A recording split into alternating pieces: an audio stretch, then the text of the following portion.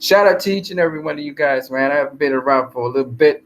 We're gonna talk a little bit of boxing before we get out of here. So, what's up, my peoples? What's up, my peoples? Let's talk some boxing. All right. So, we're gonna start off with Marcos Maidana returning to boxing. I don't know. I've seen some video of him, and he's doing his thing, throwing his punches. One of the things I found very interesting is, we thought Marcos Maidana was a small dude. He is not a small dude, right?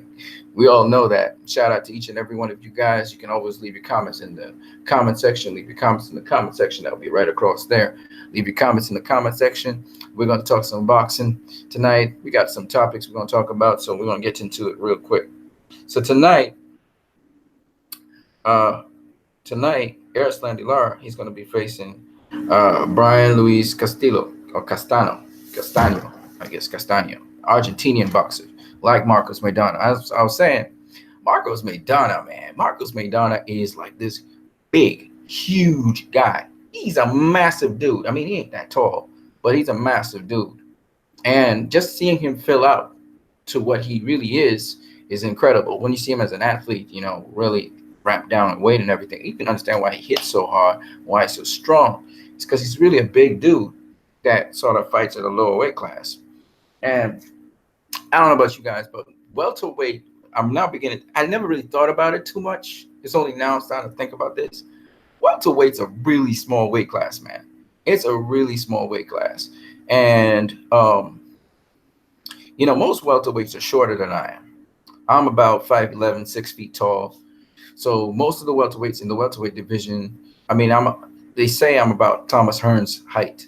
Okay, most of the welterweights are about 5'7", 5'8" at most. You know, they're short people. They're small guys. They're not small. I mean, they're average height guys, but they're small guys compared to me. And most of the welterweights would be smaller than me. I didn't even know Keith Thurman was shorter than I was, and everybody. Even Canelo Alvarez is a small, short guy. And it kind of makes sense that these guys are small and short, given that when you're doing boxing most of your life, that's all you're doing. You're not really, you're kind of more compact and small, especially in the lower weight classes. So it kind of makes sense. I mean, you put say a Floyd Mayweather next to Deontay Wilder, and Floyd would look like he's half the height of Deontay. You know what I mean? You look at Gervonta Davis, was like 5 foot. What is he? 5'5", 5'3", 5'2". A little mug of a guy. He's really short.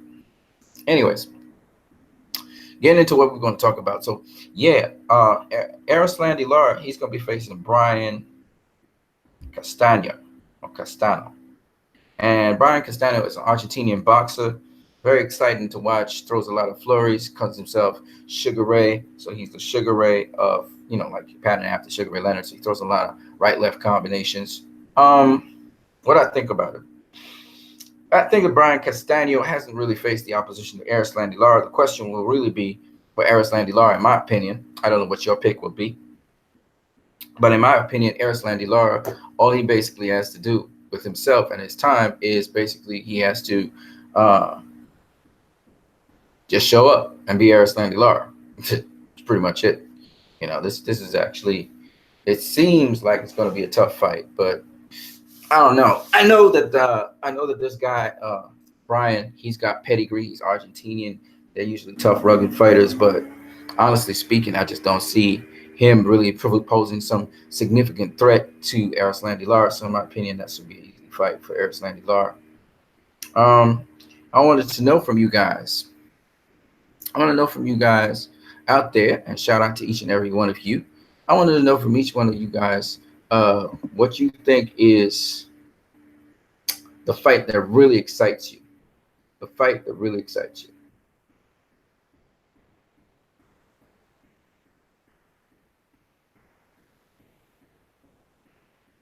Right. So I was just checking out somebody who just responded to me online. By the way, we can chat. As you can see, let's chat. So you can leave your comments online here. Leave your comments right at me. I'm ready to talk with you guys. It's been a long time since I've been able to talk with you guys. My mom passed away, and so as a result of that, I kind of have more free time on my hands to talk with you guys as I was taking care of her and trying to see the best for her. But now that I'm kind of freed up, I'm just going to talk with you guys here. We got a little time. I'm going to be stepping out in about But do look for me to put out another stream soon enough. You guys, you boxing heads out there, I know there's some of you that really like boxing and like talking boxing. So let's talk boxing, man. All right, let's talk boxing. So yeah, what other fight are you excited about seeing in boxing? Now, we're going to exclude the two fights that I think are the fights that I want to see, which would be Canelo versus Jacobs and Spence versus Garcia. We could talk about that as well if you want to. But what are the two fights that you're really excited about seeing in boxing? And what I would like to know from you guys is if there any other fights you think is really going to be exciting that you want to see in boxing that's coming up. So different people have different opinions about it. I want to hear what you guys have to say about that right about this time. Uh, I was also looking at some information online here.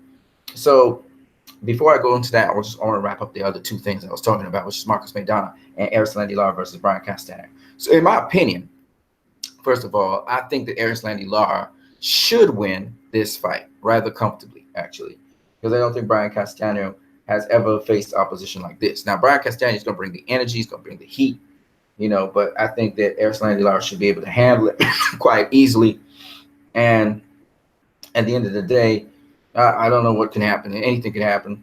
It could be that Brian Castano, sees the canvas, or it could be that as Landy Lara gets overwhelmed. I doubt ever Landy Lara going to get overwhelmed. He's more of a composed boxer than that.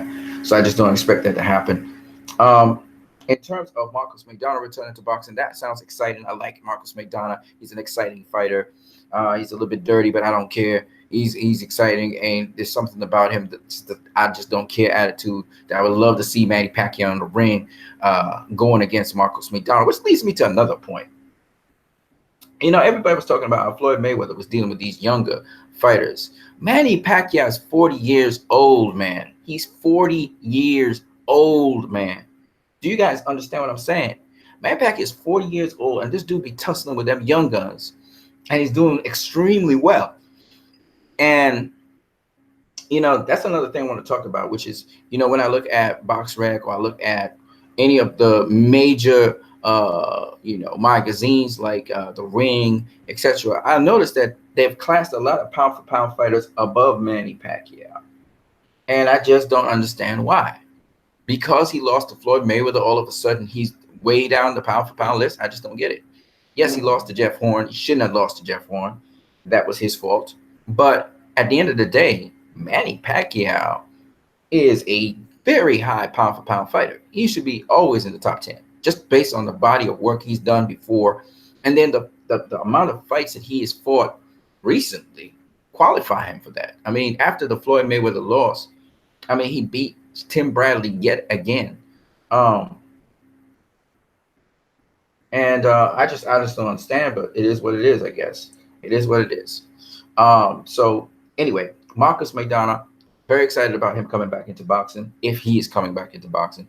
Definitely, he's a big dude, and he really fights at welterweight. I think because I'm not quite sure why, but he's a big dude. Erislandy Lara versus Brian Castano. I just wanted to summarize it. And then I want to ask you guys, what's your opinion about Marcus Maidana coming back into boxing? And what's your opinion on hold on a second. There you go. And what's your opinion on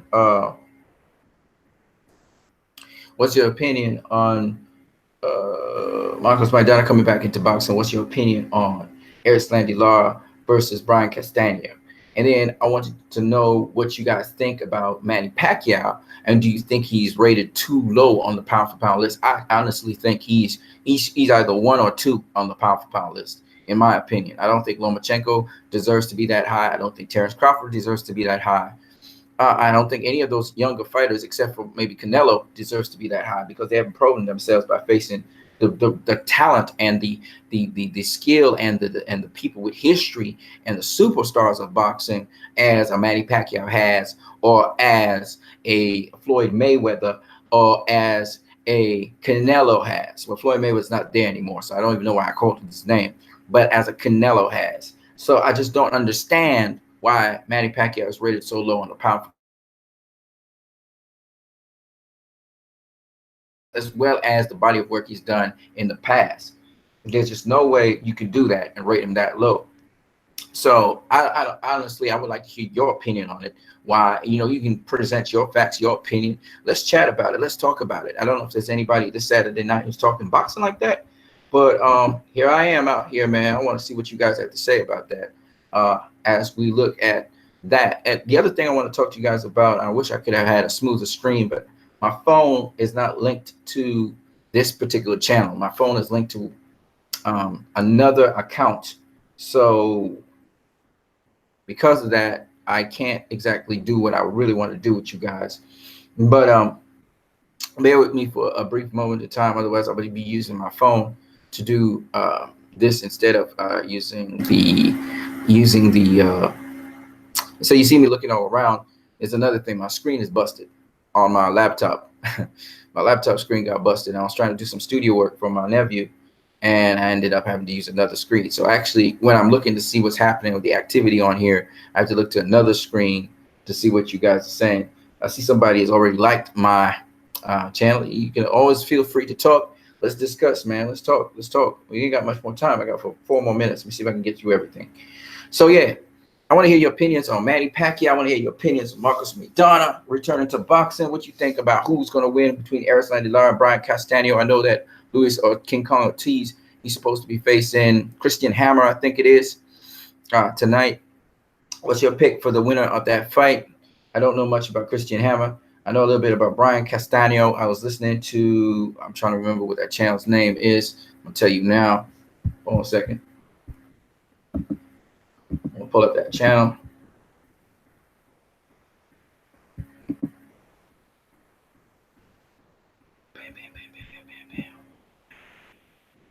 Yeah. Boxing Wave. I was listening to Boxing Wave breaking down Brian Castano because he had been looking at him briefly. He was looking at him briefly for a certain period of time, and he thought that Brian Castano could bring the heat. And if Erislandy Lara wasn't careful, Brian Castano could beat him on points. So, that's saying it's an exciting fight. I can't really say. I don't think of it as a sleeper. In my personal opinion, I disagree with Boxing Wave. I think that it's not going to be that great a fight as people think it's going to be. But then that's my opinion. I haven't really looked into it that deeply. So I would like to hear what you guys have to say about it. And I want to hear what you guys have to say about Manny Pacquiao on the pound for pound list. Of course, a pound for pound list is not an official list. There is no official pound for pound list. No boxing body has a pound for pound list. So it's more of something based on tradition. It's also based on honor. And that's why people want to be on the pound for pound list. But it really is nothing a big deal. Some people like it, some people don't. You know what I'm saying? All right. So the other thing I want to talk about is, who do you think is the fighter of this decade, the boxer of this decade? Who do you think that would be? I was looking on boxingscene.com, and I think the guy's name is Rosenthal, Michael Rosenthal. He was talking about his pound for pound list, where he came down to Andre Ward and Floyd Mayweather. He said basically in his pound for pound list, he would say that Terrence Crawford could be mentioned there. Not pound for pound list, fighter of the decade. Sorry, my bad. In his fighter of the decade, he mentioned guys like Terrence Crawford, Lomachenko, what's his name? The heavyweight boxer who recently got knocked out by Joshua and defeated by Tyson Fury. You guys know who I'm talking about. Anyway, he was saying that boxer was on the list. He had a couple other names on the list, right? But he eliminated those guys because, one, he was looking at the level of competition they had, how they ended, how they got beat. I think one of them was also Chocolatito was another guy, and Triple G, I think he had up in there. And again, when you're talking fighter of the decade, you got to watch that. You just got to watch everybody, the level of competition they faced and all of that stuff. So that, at the end of the day, he was saying Floyd Mayweather, he beat guys who were too old or guys who were too young, and so his list was questionable. So he had Andre Ward actually have the best listing out of everybody. So he had Andre Ward as number one.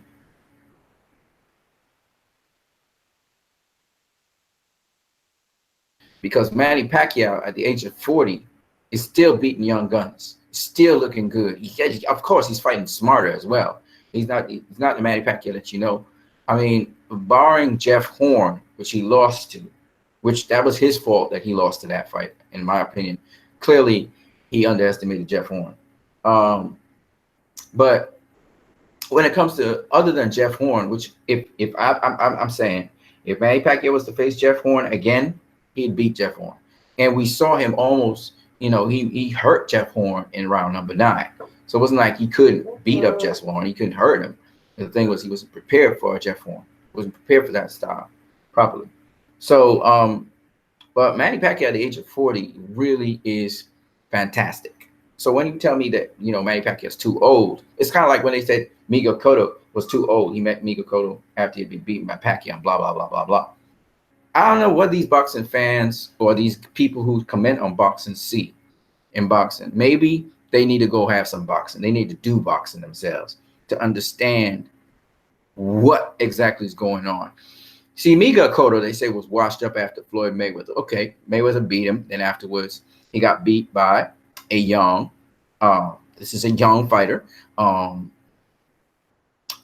skillful southpaw, and forgot what his name is, that Canelo faced. That's so crazy. Austin Trout, right?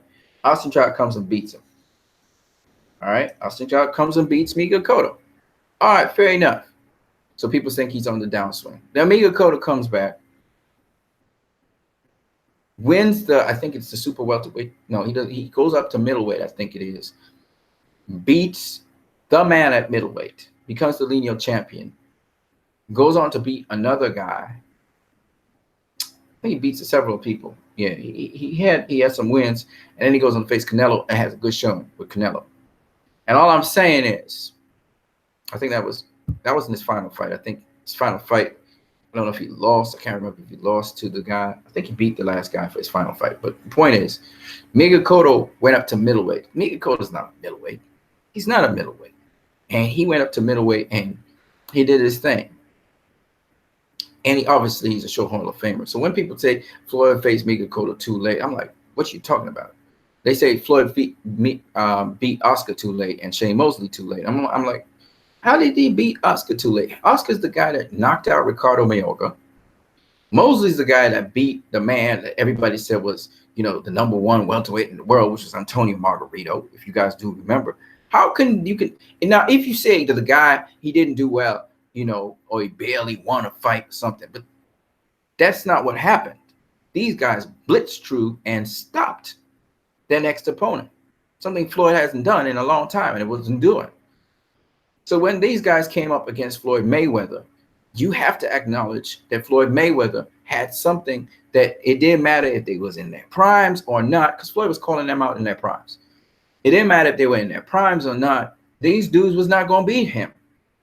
You cannot take that away from Floyd Mayweather. And the thing about it is, a lot of these fighters, after they faced Floyd Mayweather, went back and won championships and dominated. I remember when Floyd destroyed Diego Corrales. Diego Corrales went on in his career to win the lightweight championship of the world, to beat some other guys that Floyd wanted to face, like Casamayor was a tricky Cuban boxer. He dominated and beat other people, okay? Diego Corrales. You look at Miguel Cotto. Yes, he had a little slump after Floyd had beaten him. And then after that, he went back and he started to build back himself, and he became middleweight champion of the world. You can't, when you look post this, man, okay, Shane Mosley's the only guy. Floyd beat him up, and that was that. Okay, Shane Mosley, they say he was over the hill. No, he took a beating. That's what y'all forget. Shane Mosley took a beating. He took a beating. That's what happened in that fight. Talking about his groin and all of that. Now, homie, you was getting beat up. That's what really went it down. Okay. And then when you look at Oscar De La Hoya, obviously he was at the end of his career for sure. But that's not the reason Oscar De La Hoya lost that fight, because Oscar De La Hoya had everything at his advantage. Floyd had to go up in weight to face Oscar De La Hoya, still beat him. When people tell me Canelo Alvarez was too young when he faced Floyd Mayweather, nothing like too young. Come on, man. All right, don't say that, because he's on Floyd's resume. He's not too young. All right, he was a world champion. He was unified world champion. He ain't nothing like too young there. All right. Yes, Floyd had more experience than Oscar and then Canelo Alvarez, but it wasn't because he was too young. If Canelo had tried to do the seek and destroy, Floyd was gonna mess him up even more because he started desperately seeking and destroying in the later rounds. Because Canelo obviously had superior power and strength to Floyd. He was just much stronger than Floyd in that whole entire fight. The Floyd held his own, went toe to toe, and when Canelo tried to seek and destroy Floyd, it didn't work, right? Because it's just way skilled, too skilled for him, right? Now, the Canelo now, he got a lot of skill and ability, all right? He's learned a lot from that fight, no doubt about that. But don't get it twisted, and don't ever believe that because he knows so much, he could just beat the master just like that. It's not going to happen. Because Floyd got a lot more tricks up his sleeve, and he got a lot more things he can do. And Floyd changes it up every single fight. If Canelo was to face Floyd even today, Floyd would have a one-up on him because he got a win on him. And if you get a win on a guy, no matter how much that guy matures, if you're the sensei and he the student, he's not just going to beat you just like that. You know what I'm saying? He's not just going to beat you just like that. Anyway, my time is running out. I'm 6 minutes behind schedule. I want to step out for a minute and come back. Yeah, okay. So nobody been leaving any comments. That's interesting. Anyway, I got a couple other things to talk about. So yeah, but I wanted to just talk about that. I just want to talk about, Floyd's opponents and stuff because I always get around to Floyd Mayweather for a little bit because I still think he's the gold standard. Now, so in terms of fighter of the decade, that's what I think Michael Russell saw he had to say. What do you guys think? What's your guys' thoughts on fighter of the decade, man? All right. In the news, we heard Manny Pacquiao actually mention something about Floyd Mayweather fight and what's going on in the background. He mentioned a couple things in one of the interviews I was watching at. We were saying, we'll see in about 2 to 3 weeks' time what's really going on with the Mayweather fight. He said the negotiations going on, probably behind the scenes. You know how these things are.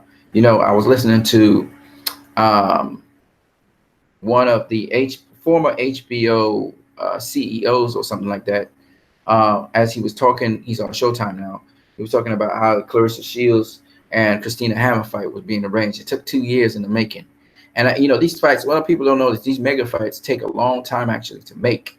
There's a lot of organization in the background for these fights to happen. So that's going to be a monumental fight. With Christina Hammer is going to be facing Clarissa Shields. I'm not really hyped on Clarissa Shields. I think she's strong. I think she overpowers to some degree her opponent. She reminds me a little bit of Chris Eubank. Kind of throws a lot of shots. I thought Chris Eubank lost to James DeGale. I think I told you guys that. But I knew that they wasn't going to give it because James DeGale was kind of fighting an ugly fight, and Chris Eubank wasn't really doing much. He caught James DeGale a couple times, but again, he was just more about power, fury, and that kind of thing. Anyway, so Manny Pacquiao, he's hinting at negotiations for the Mayweather fight. Again, I hope that they get through. I think that's a good fight for Pacquiao. I think that's a good fight for Floyd Mayweather. I know Mayweather has decayed significantly since being out of the ring. I don't expect him to be the same guy that we saw. I do believe that he has something in the tank to be able to pull off a different kind of fight against Manny Pacquiao, and I'm just hoping to see that. It will be a lot more exciting than the first fight for the casual fan. So these are some of the topics that I wanted to really talk with you guys about. I hope that you guys are enjoying my videos. If you are, don't forget to like, subscribe, and share my videos because we're going to be out there with a couple more of them.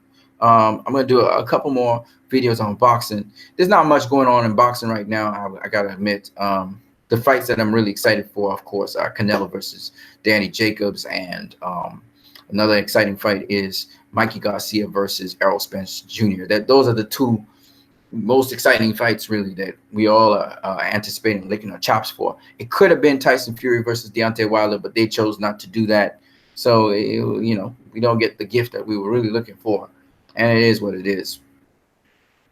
Another fight that I'm kind of interested in, it's not a mega fight or anything, is Danny Garcia versus Adrian Granados. So those are the fights that I'm excited about seeing. Excited to see what goes on with that. It depends on the outcome of some of these fights. Manny Pacquiao versus the winner of Errol Spence and Mikey Garcia could be another mega fight. Depends on what that pay-per-view star does. The reason why I would prefer Pacquiao to face the winner of Errol Spence versus Mikey Garcia is that's a pay-per-view event. So, and depending on how that pay-per-view event goes, you could have even if it's a small pay-per-view star. It's kind of like Floyd when he faced Arturo Gatti. He got onto the pay-per-view list. So he had his first pay-per-view was that. And I think then his next pay-per-view was with Zab Judah, one of them. And I don't know if Carlos Baldomir was another pay-per-view, but at least he had two pay-per-views before he actually went in and faced the pay-per-view king, which was at the time Oscar De La Hoya. Obviously, the pay-per-view king today is Canelo Alvarez, and next in line is Manny Pacquiao. So if you wanted to talk about an ideal pay-per-view, but it's probably not possible, would have been to have Canelo Alvarez face Manny Pacquiao. The only thing that would trump that would be Floyd Mayweather facing Manny Pacquiao. That would be the ultimate pay-per-view event.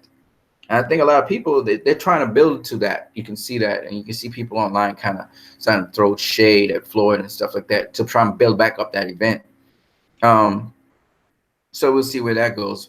But in terms of fighting and in terms of pay-per-view events and that kind of stuff, I think that Manny Pacquiao versus Errol Spence, or the winner of Errol Spence, the winner of Errol Spence versus Mikey Garcia is probably his third option in terms of a pay-per-view event. So while Keith Thurman would have been great, he's not a pay-per-view star. Whoever wins between Errol Spence and Mikey Garcia sets up for a nice big pay-per-view event. If Errol Spence wins, then Manny Pacquiao gets to face Errol Spence in a nice big pay-per-view event. That should be fantastic, and definitely just the threat of Errol Spence should really blow that pay-per-view in the air. Mikey Garcia beats Errol Spence. It puts Mikey Garcia in a different strata. It puts him high up in the pay-per-view, in the pound-for-pound rankings. But more importantly, he gets a lot of credit for it, and it sets up Mikey Garcia versus Manny Pacquiao. Something that we wanted to see before in a pay-per-view event that really would make tons of money. I'm pretty sure much more than Adrian Broner versus Manny Pacquiao, which made a decent amount of money. That was 400 pay-per-view, 400,000 pay-per-view buys, that was a decent amount of money. Especially with pay-per-views, are not really making that kind of money these days. So, I could see very easily young Mikey Garcia versus Manny Pacquiao put it anywhere near 700, 800 pay-per-view buys, and that's good money. That's good money. Okay. So I would like to see how those things transpire, how they work out. You know what I mean?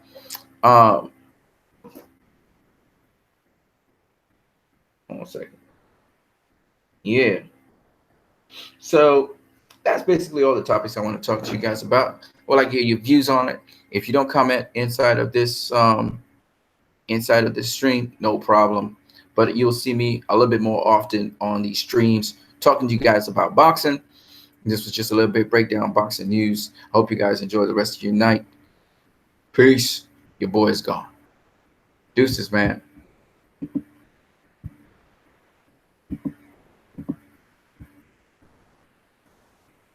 Peace.